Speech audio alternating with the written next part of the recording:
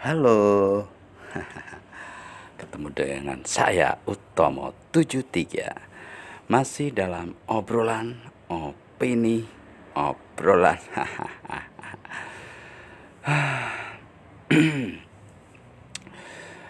Bang Fahri Hamzah ada-ada saja, pakai ancam-ancaman segala. Blunder loh bang. Kemarin Pak Jokowi blunder, katanya maunya netral, ternyata nggak netral. Susah juga ya nih. Kemudian juga Pak Prabowo, mana tuh? Banyak tuh kata-katanya yang blunder.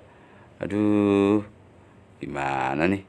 Sampai kata-katanya, aduh, apa tuh Pak Prabowo yang pokoknya kasar deh. Tapi itu kan blunder, nggak bagus deh pokoknya ya. Masa kayak gini, etikanya gimana nih? Aduh, tapi gimana ya? Udah kadung kesebar kemana-mana. Tinggal ini deh, reaksi dah. Reaksi banyak orang nih. Jadi, gimana sih? Bang Fahri dulu kan bagus ya, sekarang kok gini ya?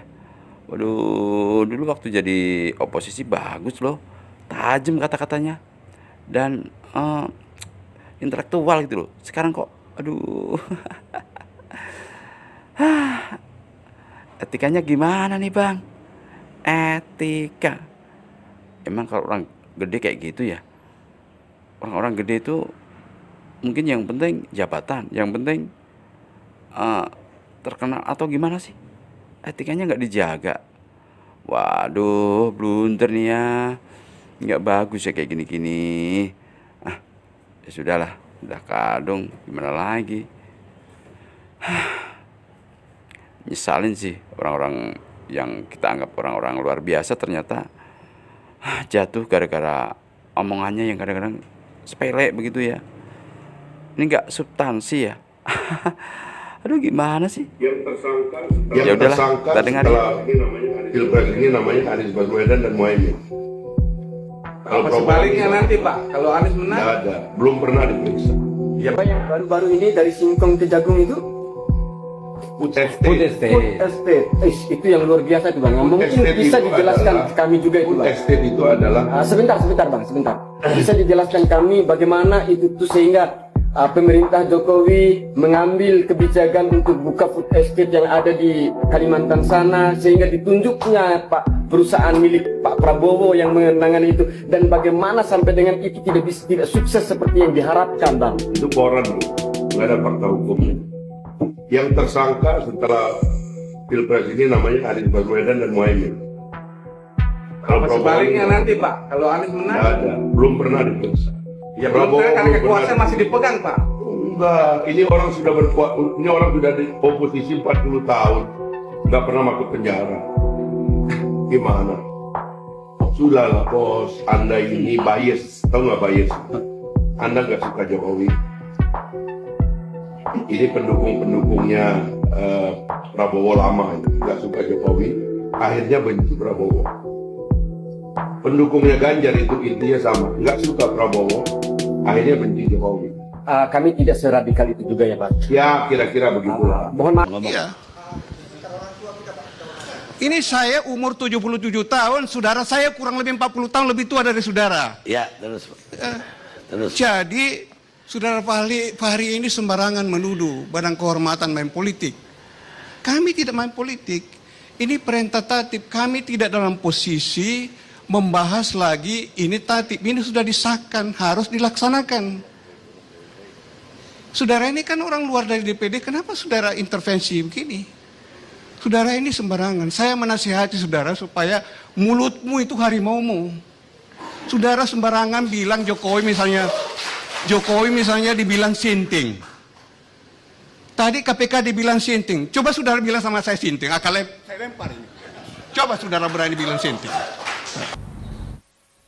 Wakil Sekretaris Jenderal Partai Keadilan Sejahtera atau PKS yang juga berperan sebagai juru bicara tim pemenangan Prabowo Hatta, Fahri Hamzah, kembali menuai kontroversi.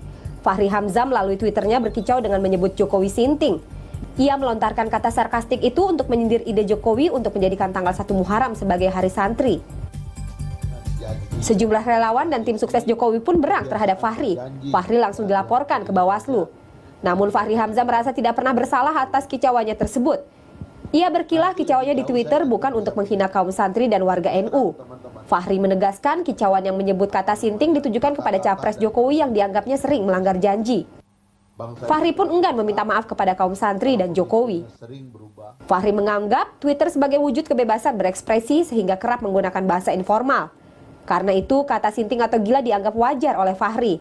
Fahri meminta semua pihak tidak mempolitisir kasus ini. Jadi kalau saya menyebut kata gile, ya kan, gile rodron, ya kan, kemudian sinting, ya, itu penutup yang sering kita gunakan dalam bahasa informal, dan Twitter itu adalah bahasa informal. Dan mana dari pribadi Jokowi yang saya serang dalam Twitter itu, mana? Tolong tunjukkan kepada saya mana dari pribadi Jokowi yang saya serang. Yang saya serang dalam Twitter itu adalah ide. Jokowi jujur mengakui itu. Memang ya tampangnya tidak kuat, tapi tampang Jokowi itu ya memang demokrasi itu begitu, milihnya yang kayak begitu-begitu gitu loh. Kadang-kadang kita mereproduksi pasal-pasal otoriter dalam undang-undang. Makanya saya mengkritik Pak Jokowi. Pak Jokowi memang by individual tidak kelihatan otoriter, tapi dia mulai dirayu, mungkin dia bukan ya. Dia dirayu untuk mereproduksi pasal-pasal otoriter dalam undang-undang. Dan salah satunya adalah Perpu Ormas. Dia membuat perpu tidak undang-undang dan dia buat pasal-pasal yang memungkinkan pemerintah tunjuk jari dan membubarkan satu lembaga. Menghilangkan kebebasan. Hari ini korbannya Ormas, besok korbannya bisa media, besok korbannya bisa partai politik, organisasi buruh, organisasi intelektual, bisa. Orang kota baru aja yang kita bangun dengan ongkos 300 miliar, 200 miliar, kita nggak berani bangun kok. Tiba-tiba bangun ibu kota 500 triliun. Nah terus manfaatnya apa bagi daerah-daerah? Nah, ini panjang lah ceritanya. Jadi kalau menurut saya, udahlah, ya jangan Pak Jokowi itu dikasih input yang tidak matang gitu loh. Saya udah baca riset. Iya, saya tahu. Bapak dipilih oleh rakyat. Masih ingat dengan kejadian ini? Atau mungkin juga yang ini? Karena menurut saya ini aneh gitu. Ini aneh betul itu. Ada percakapan di warung kopi menyebut nama orang. Terus itu jadi persoalan. Yang persoalan adalah menyadap pertemuan privat. Itu persoalan.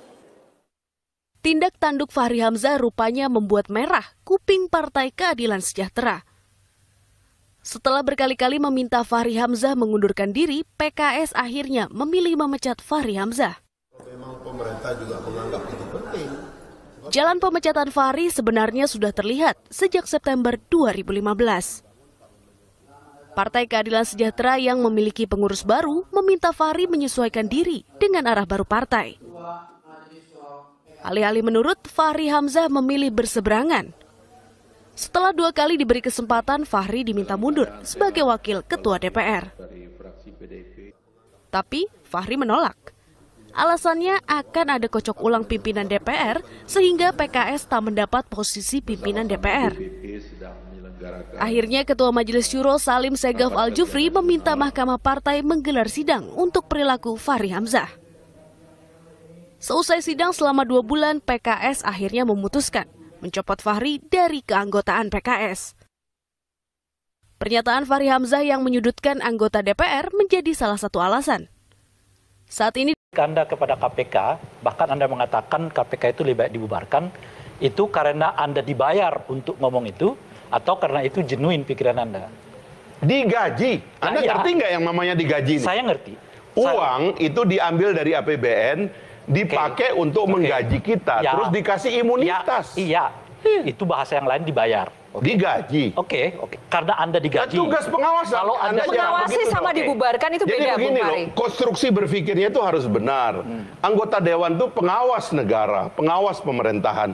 Karena Anda mengawasi, ya tentu Anda ditugaskan setiap gajinya. Kalau sekarang Anda masih menuntut KPK dibubarkan? Ya saya kan nggak lagi di Senayan. Sekarang saya tanya pikiran Anda sebagai masyarakat itu. Karena kalau saya presiden setahun korupsi saya hilangkan. Bukan, Itu janji saya. Tanya itu. Apakah Bang Saya Saud? tidak tanya itu. Iya. Saya mau tanya Anda masih berpikir nggak bahwa KPK itu harus dibubarkan? Kan saya tidak di Senayan lagi. Iya, sekarang saya nggak tanya bisa pikiran dong. Anda sekarang. Anda kalau duduk lagi bertugas, Anda pakai emblem, Anda pakai bertugas. Lain cara Anda bertindak. Saya paham. Bos, ya sekarang saya seragam mau Anda tanya pun itu pikiran Anda menentukan sendiri. Anda diberi tugas oleh negara. Anda nggak pakai pakaian seragam, nggak boleh semena-mena. Saya menurut Cukup, Anda itu. tapi satu saja, Bung Fahri. Menurut Anda ada keuntungan nggak sih ada lembaga KPK? KPK sudah berubah. Undang-undangnya udah keuntungan berubah. nggak sekarang? Yang merubah termasuk saya yang ngetok palu. Oke, silakan Pak Perubahan Saud. itu menjadi lebih baik nggak? Menurut saya lebih baik. Oh, konyol. Iya. Anda nggak paham. Karena diawasi. Jadi kembali lagi, kita dengan Fahri ini jangan bicara model dia bicara. Anda nggak akan ketemu. Anda bicara dengan Fahri ini harus bicara substansi. Dia paham kleptokrasi. Paham dia, kamu tanya kleptokrasi dia bisa jelaskan 3 hari. Tapi dia tidak bisa keluar dari kleptokrasi itu. Oke, tepuk tangan.